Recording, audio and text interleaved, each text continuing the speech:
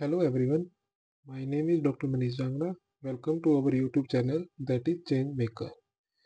आज हम 12th class का एक टॉपिक है जो कि एक चैप्टर भी है जिसका नाम है ऑर्गेनिज्म एंड पॉपुलेशंस। ठीक है, उसके बारे में हम स्टार्ट कर रहे हैं, एक नया चैप्टर स्टार्ट कर रहे हैं 12th क्लास का, जो कि मोस्ट इम्पोर्टेंट चैप्टर है और बहुत इजी चैप्टर है। और इसमें से अकॉर्डिंग टू अगर बोर्ड पॉइंट ऑफ व्यू से बात करते हैं तो ऑर्गेनिज्म वाला जो टॉपिक है वो एक्चुअली डिलीट हो चुका है। तो इस चैप्टर में मेनली हम पॉपुलेशन के बारे में पढ़ेंगे, लेकिन उससे पहले हम पढ़ेंगे कि ऑर्गेनिज्म एंड पॉपुलेशन एक्चुअली किस यूनिट के अंदर आता है। ये कौन सी यूनिट के अंदर आता है? ये आता है इकोलॉजी। अब इकोलॉजी यूनिट के अंदर ये पहला चैप्टर है ऑर्गेनिज्म एंड पॉपुलेशन। अब हम बात करते हैं इकोलॉजी के अंदर इको का मतलब क्या है।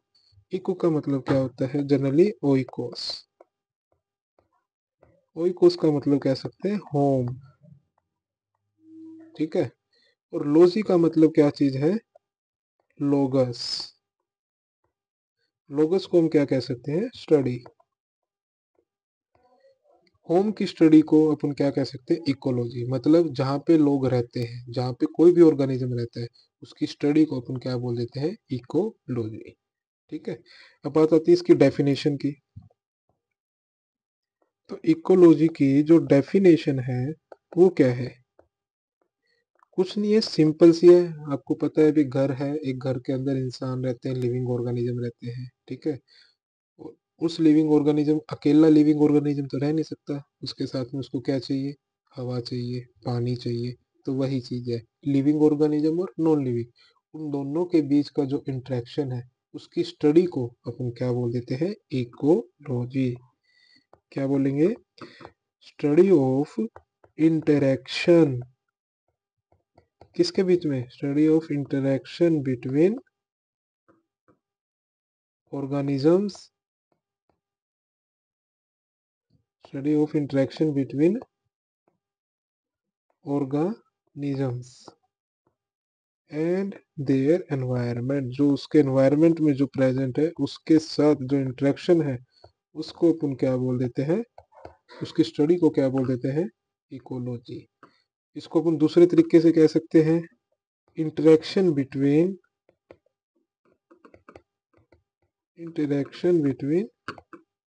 Biotic and abiotic factor. बात आती है अभी बायोटिक एंड एबायोटिक फैक्टर का क्या मतलब है। बायोटिक का मतलब क्या चीज है? बायोटिक का अपन कह सकते हैं लिविंग। अब वो कोई ऑर्गेनिज्म की हम बात कर रहे हैं, चाहे वो लिविंग ऑर्गेनिज्म कोई बैक्टीरिया ही क्यों ना हो, चाहे वो कोई डॉग क्यों ना हो, कोई काऊ क्यों ना हो, कोई ह्यूमन क्यों ना हो, उसका इंट्रैक्शन एबायोटिक फैक्टर के साथ। एबायोटिक फैक्टर का मतलब light, temperature, water, air, etcetera, soil. ठीक है, ये बहुत सारे एबायोटिक फैक्टर है जो कि लिविंग ऑर्गेनिज्म के साथ इंटरेक्ट करते हैं। उसकी स्टडी को अपन क्या बोल देते हैं? इकोलॉजी। इकोलॉजी वेरियस लेवल पे हो सकती है। ठीक है, क्या चीज है? इकोलॉजी जो है वेरियस लेवल पे होती है। ठीक है, जैसे हम बात करते हैं इकोलॉजी लेवल्स, उसकी जो बेसिक यूनिट ऑफ इकोलॉजी, जैसे हम बात करते हैं बेसिक यूनिट। ठीक है, बेसिक यूनिट ऑफ इकोलॉजी हम किसको बोलेंगे? बेसिक यूनिट ऑफ इकोलॉजी हम बोलेंगे ऑर्गेनिज्म को। जैसे हम बात करते हैं किसी भी ऑर्गेनिज्म की बेसिक यूनिट क्या है? ऑर्गेनिज्म की बेसिक यूनिट क्या बोलते हैं हम? सेल बोलते हैं। सेल से नीचे तो कुछ है नहीं, अपने को कम से कम एक सेल तो चाहिए, उसी को अपन क्या बोल देते हैं? Living organism. ठीक है, तो सेम केस इकोलॉजी के अंदर अपने को कम से कम क्या चीज चाहिए होगा? अपने को एक ऑर्गेनिज्म चाहिए होगा। ठीक है, तो ऑर्गेनिज्म क्या है? एक लेवल है जो कि एक बेसिक लेवल है। ठीक है, उसके बाद दूसरा क्या है? पॉपुलेशन। पॉपुलेशन सेकंड यूनिट है। जैसे हम सेल बोल देते हैं, ग्रुप ऑफ सेल को अपन क्या बोल देते हैं? Tissue. Same case organism, group of same type of organisms को अपन क्या बोल देते हैं? पॉपुलेशन। तीसरा क्या है? आपका कम्युनिटी, और फोर्थ क्या है, बायोम। ये 4 इकोलॉजी के लेवल्स हैं जो कि मोस्ट इम्पोर्टेंट है, बट आपके सिलेबस के अंदर सिर्फ और सिर्फ क्या चीज है, सिलेबस के अंदर आपके ये पॉपुलेशन है। यहाँ तक समझ में आया? तो हम थोड़ा सा पहले ऑर्गेनिजम्स के बारे में पढ़ेंगे, ठीक है, फिर हम थोड़ा सा बायोम्स के बारे में, ऑर्गेनिजम्स के बारे में भी डिटेल में नहीं पढ़ेंगे। ऑर्गेनिज्म क्या है, एक basic unit, basic unit at physiology level, physiology level मतलब क्या हुआ, फिजियोलॉजिकली भी जो ऑर्गेनिज्म है वो किस तरीके से रिस्पॉन्स करता है एनवायरनमेंट के, क्योंकि देखो इकोलॉजी पढ़ रहे हैं तो एनवायरनमेंट तो हर एक के साथ इंटरेक्ट होएगा, चाहे वो ऑर्गेनिज्म हो, चाहे वो पॉपुलेशन हो, चाहे वो कम्युनिटी हो, चाहे वो बायो हो। तो इसके अंदर हम ऑर्गेनिज्म हम किस लेवल के अंदर पढ़ते हैं, फिजियोलॉजी लेवल के ऊपर पढ़ते हैं, ठीक है। ज्यादा इसके अंदर जैसे हम बात करते हैं एकदम से ठंड पड़ गई तो ऑर्गेनिज्म को ही अफेक्ट करेगा ना, मेरी बात समझ रहे हो? अगर मुझे कोई ठंड पड़ रही है तो वो क्या होएगा, मेरे को ठंड होएगी तो मैं अपने आप को अडप्ट करूंगा, बंद कमरे के अंदर जाऊंगा। गर्मी लग रही है तो मैं फैन चलाऊंगा, एसी चलाऊंगा, तो मेरी फिजियोलॉजी इंटरनली अफेक्ट हो रही है, ठीक है। तो एक ऑर्गेनिज्म में फिजियोलॉजिकली क्या क्या होता है, अडेप्टेशन, माइग्रेशन, सस्पेंशन, ये सिलेबस में थे बट अब ज्यादा इन्होंने सिलेबस में कट कर दिया, इसलिए हम ज्यादा डिटेल में नहीं जाएंगे, ठीक है। पॉपुलेशन को अगर मैं बात करता हूँ, थोड़ा सा डेफिनेशन से बात करता हूँ, तो क्या है पॉपुलेशन, आपका group of individual, group of organisms of same species, organisms of same species, ठीक है, उसको same species living in common habitat and, ठीक है, लिविंग इन कॉमन हैबिटाट, और क्या करते हैं ये, compete करते हैं and compete for their resources. अब रिसोर्सेस क्या चीज है, रिसोर्सेस आपका फूड भी हो सकता है और हैबिटाट भी हो सकता है, फूड भी होएगा और हैबिटाट भी, ठीक है।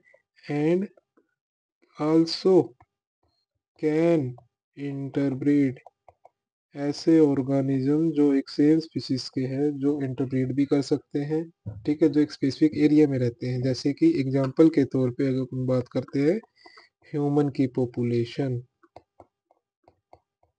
दूसरा एग्जांपल क्या कह सकते हैं, cow population etcetera, tiger population, cat population, different different type की पॉपुलेशन, क्योंकि ये सेम स्पीसीज के हैं जो कि एक स्पेसिफिक अगर एरिया में रहते हैं उसको एक हम उस तरीके से बोल सकते हैं, ठीक है, जो इंटरब्रीड भी कर सकते हैं। कम्युनिटी को हम क्या बोलेंगे, group of population, group of population living in A area, living in A area, in A area, उसको क्या बोल देते हैं, कम्युनिटी। जैसे कि अपना कोई भी एक मोहल्ला लगा लो, कोई भी एक शहर लगा लो, जिसमें आपको ह्यूमन की भी पॉपुलेशन रह रही है, काऊ भी मिलेंगे, काऊ की भी पॉपुलेशन है एक शहर के अंदर, डॉग की भी पॉपुलेशन है, तो वो क्या है, एक कम्युनिटी है, ठीक है। तो उसको अपन क्या बोल देते हैं, कम्युनिटी। फिर उसके बाद क्या है, बायोम। बायोम क्या चीज है, बायोम क्या है, इसको ओपन करते हैं। बायोम एक्चुअली क्या है, एक लार्ज एरिया है, ठीक है। बायोम क्या है आपका, एक लार्ज एरिया है,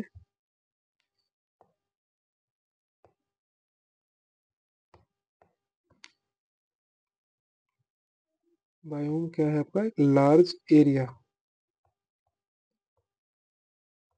जिसके अंदर क्या चीज है, उस एरिया का खुद का क्या होता है, काउंसिल क्या होता है, एक रेनफॉल होएगा, मतलब कितने अमाउंट में रेनफॉल होएगी, दूसरा क्या होएगा, एक टेम्परेचर का रेंज होएगा,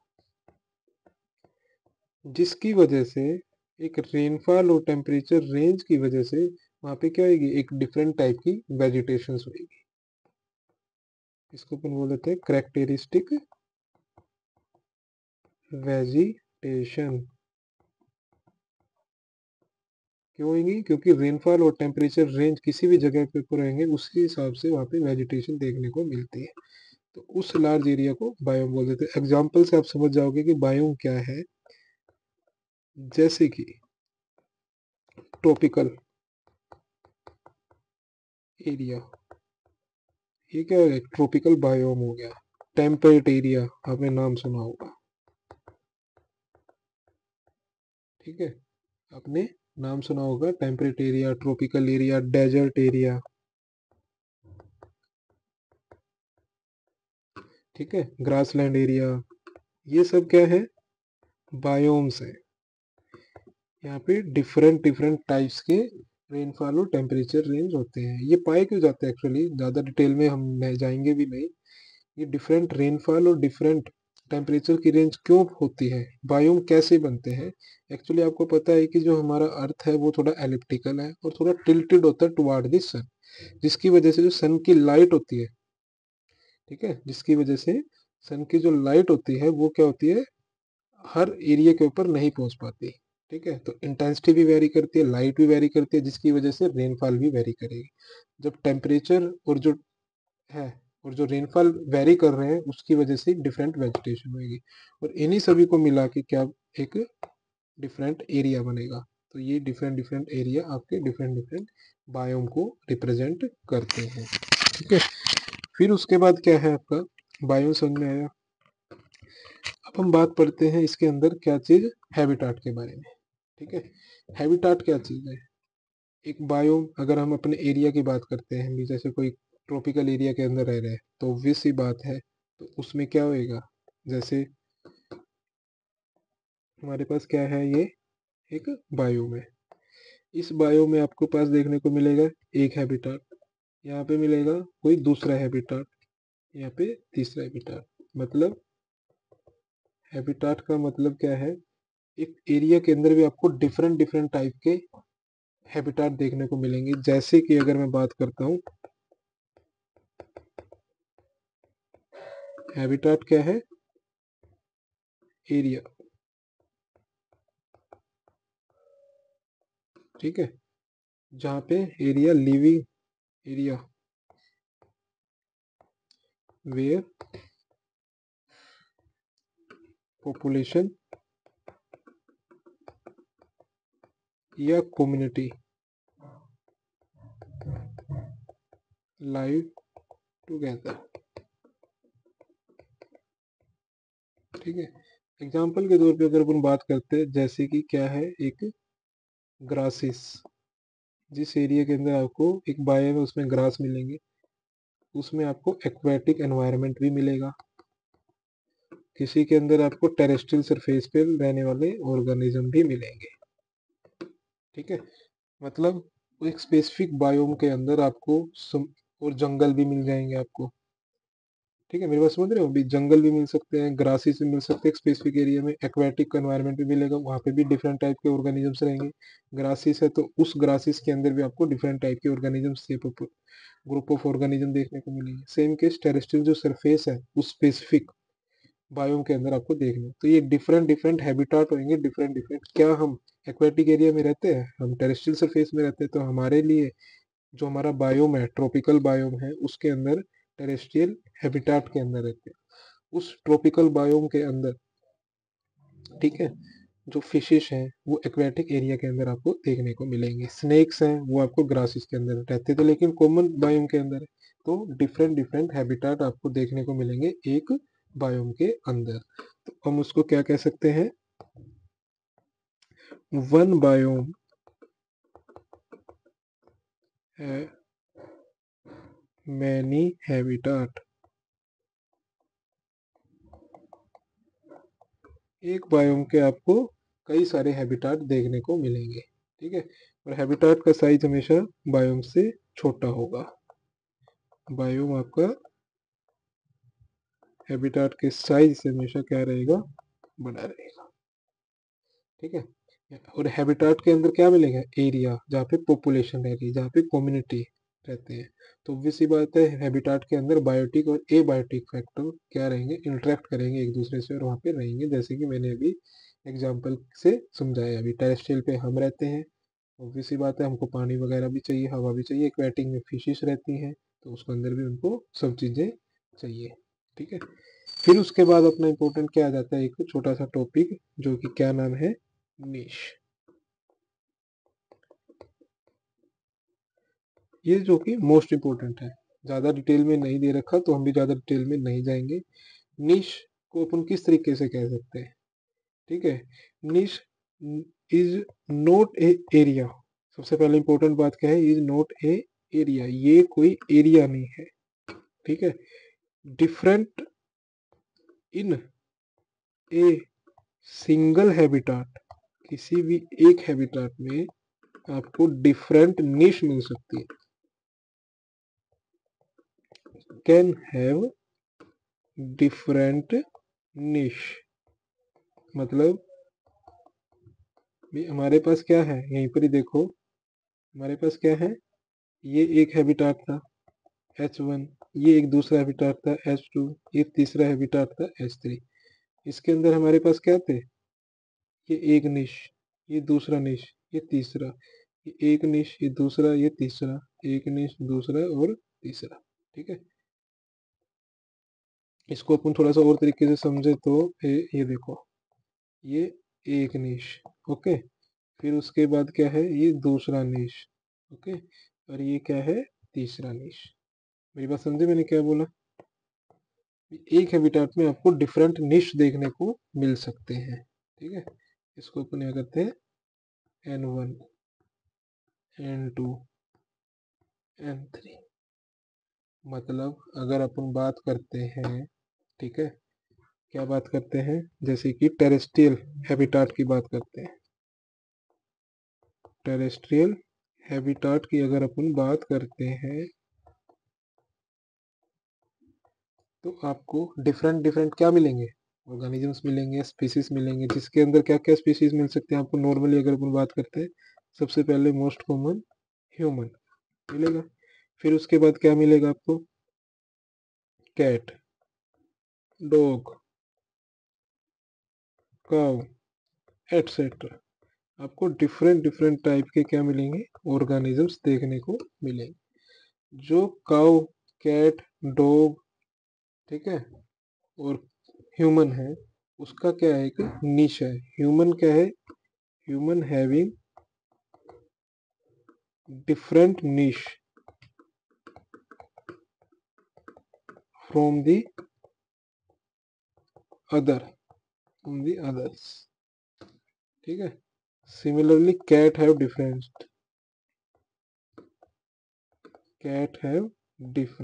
niche,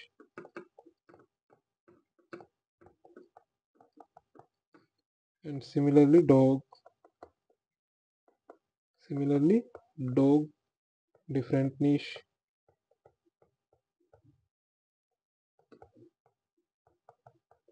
and similarly cow have different niche। नीश का मतलब अगर अपन उसको थोड़ा सा और समझे तो नीश का मतलब क्या हुआ,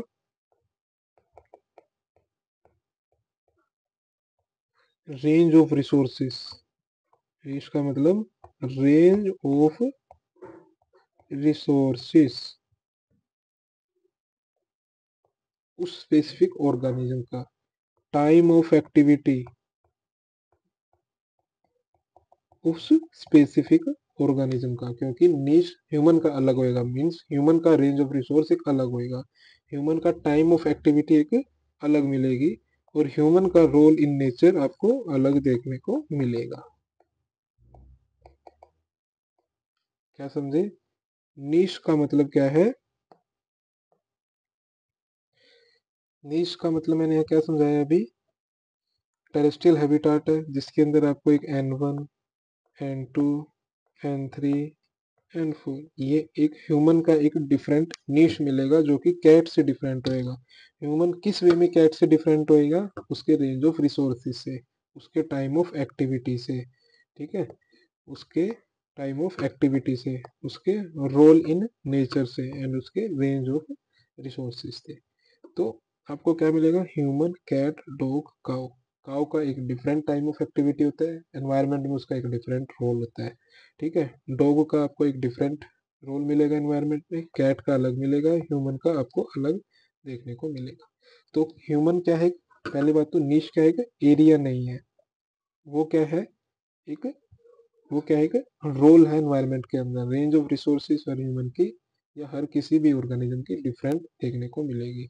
इसको अपन दूसरे तरीके से भी कह सकते हैं, क्या कह सकते हैं, वन स्पीशीज, जैसे कि ह्यूमन की बात करते हैं, is equal to one niche. Human की एक अलग नीश होएगी, काउ की एक अलग नीश होएगी, एंड डॉग की एक अलग नीश। अलग नीश का मतलब उसका टाइम ऑफ एक्टिविटी अलग होएगा, रोल इन नेचर अलग होएगा डॉग का, रेंज ऑफ रिसोर्सेज अलग होएगा डॉग का as compare to other species, ठीक है। टू स्पीशीज का कभी भी आपको, टू स्पीशीज का कभी भी आपको क्या है, सेम नीश नहीं मिल सकता।